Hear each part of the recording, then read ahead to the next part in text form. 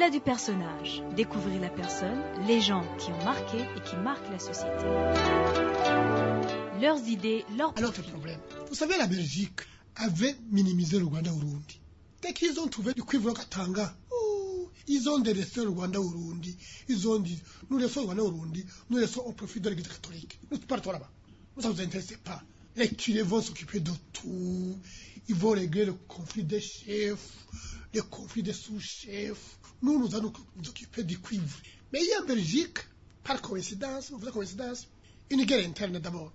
La crise royale belge, la crise de l'enseignement en Belgique, la crise linguistique, flamand-wallon. Avec le mouvement d'extrême flamande, ils se sont identifiés aux Hutus.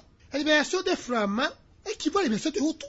C'est kiff-kiff. Lorsque la Belgique a créé les écoles laïques, seul le Rwanda a refusé. L'Église catholique a vu à travers Rudahigwa. D'abord, cet indépendantisme dont il affichait, il frappait les Blancs.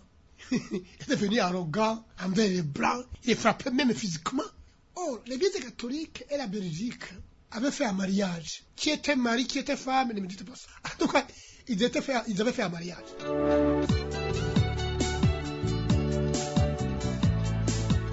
Tu me soutiens, je te soutiens. Cette fois-ci, il y a eu divorce. L'Église catholique a vu que la Belgique, l'État belge, se dissocie de l'Église catholique. Ils ont voulu se venger. Ils ont dit, bon, puisque vous vous rapprochez des communistes, eh bien, nous coupons nos relations. Nous allons faire une relation avec l'IDC. L'Église catholique a fait un mariage avec l'IDC. Pour tout chrétien, elle est aussi chrétien. Tout est chrétien. C'est une équation simple. C'est là où commençait à venir le contrat social. Lorsque la crise s'est établie au Rwanda, le contrat social, François est allé à la frontière. Il a rencontré des gens de l'ONU. Dieu Seigneur, épargne-nous du contrat social.